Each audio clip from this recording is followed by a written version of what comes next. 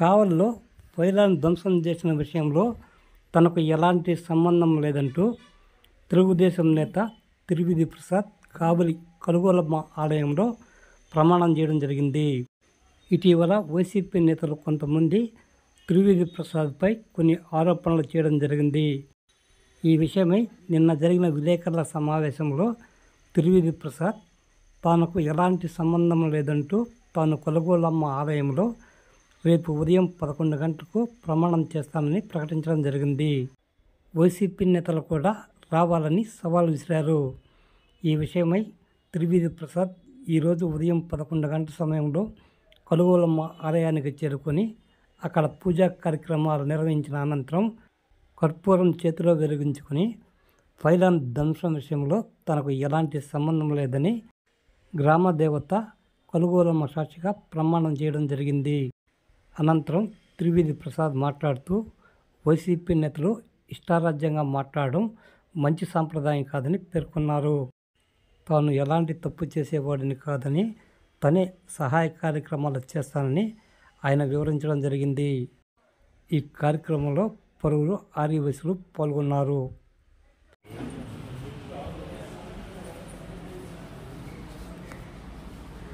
మా తల్లి నిన్నటి రోజున నా పైన కొన్ని అభ్యంతరాలు వేస్తూ నేను పైలాన్ ప్రాజెక్ట్ అప్పుడు ఉన్నానని చెప్పి నేను చెప్పడం జరిగింది. కానీ నేను ఏ విధంగా లేనని చెప్పి ఈరోజు ప్రమాణ కలుగోలమ్మ గుడి దగ్గరికి ఆ తల్లి దగ్గరికి వచ్చి ఆ తల్లి ఆశీర్వాదాలు తీసుకోవడం జరిగింది. ఎందుకు వచ్చానంటే గత 2 రోజుల క్రితం వైఎస్ఆర్ కాంగ్రెస్ పార్టీకి చెందినటువంటి నాయకులు నా మీద ఒక ప్రచారం చేశారు. ఆ పైలాన్ ప్రాజెక్టు ఏదైతే ఉందో మంచినీటి పథకానికి సంబంధించి ఆ పథకం పగలగొట్టే దాంట్లో అంటే వాళ్ళు పగలగొట్టారని చెప్పి నేను గత వారం రోజుల క్రితం ఒక న్యూస్ ఛానల్కి నేను బయట ఇచ్చాను కాబట్టి ఆ కుతంత్రాలతోటి విష ప్రయోగం నా మీద చిమ్మేదానికి మొన్నటి ప్రెస్ మీట్లో వాళ్ళు చెప్పారు.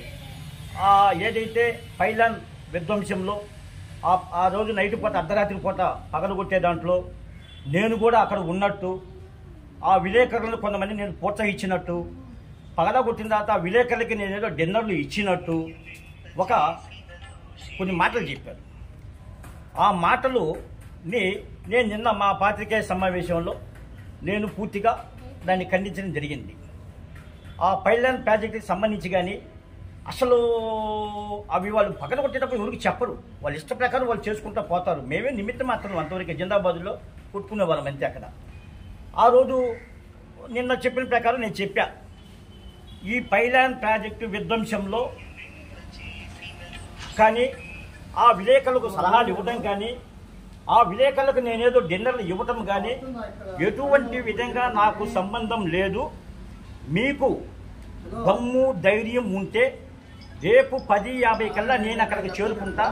11 గంటల కల్లా మీరు అమ్మ దగ్గరికి వచ్చి మీ యొక్క స్వచ్ఛశీలత నేను తప్పు చేసినట్టుగా మీరు ఇక్కడ నిరూపించవచ్చు, అమ్మ దగ్గరికి రావచ్చు అని చెప్పా.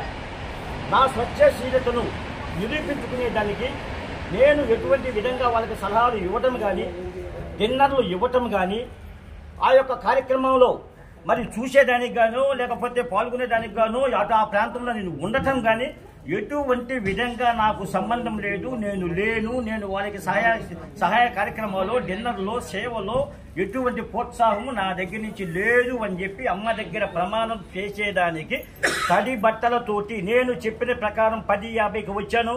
11 గంటలకి తడి బట్టలతో కుళాయి దగ్గర నేను స్నానం చేసి అమ్మ దగ్గర చుట్టూ ప్రదక్షిణ చేసి అమ్మ దగ్గర దాదాపు 11 గంటలకి కూర్చొని 11:40 నిమిషాల దాకా పాపం ట్రాఫిక్లో ఏమన్నా ఆగిపోయి ఉన్నారేమని చెప్పి ఇంకొక 10 నిమిషాలు కూడా వాళ్ళకు 11:30కి పెట్టి ఇంకో 10 నిమిషాలు ఎక్స్ట్రా కూడా ఉండటం జరిగింది.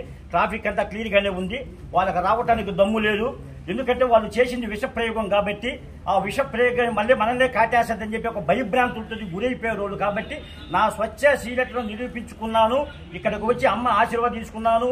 చెప్పిన ప్రకారం మాట తప్పకుండా మడమ తిప్పకుండా భయపడకుండా నీతి నిజాయితీగా కట్టుబడి ఉన్నవాడిని కాబట్టి అమ్మ దగ్గరకు వచ్చి నా చేతిలో కర్పూరం వెలిగించి అమ్మకి హారతి ఇచ్చి ప్రమాణం చేశాను కాబట్టి నేను స్వచ్ఛశీలత నిరూపించుకున్న వాడిని, నేను నిజాయితీ పరుణ్ణి.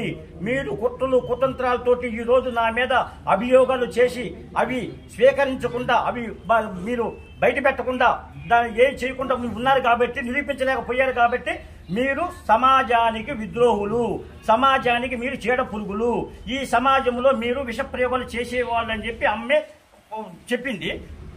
నాకు శివులో చెప్పింది అమ్మ, అయ్యా బిడ్డ ఇంకా నువ్వు లేయ్యా, నువ్వు లేచి నీ స్వచ్ఛతను నిరూపించుకున్నావు, నా ఆశీర్వాదాలు నీకు ఉన్నాయని చెప్పిన తర్వాత నేను ఇంకా పైకి లేచి నా హారతి ఇచ్చి నా స్వచ్ఛతను నిరూపించుకున్నాను.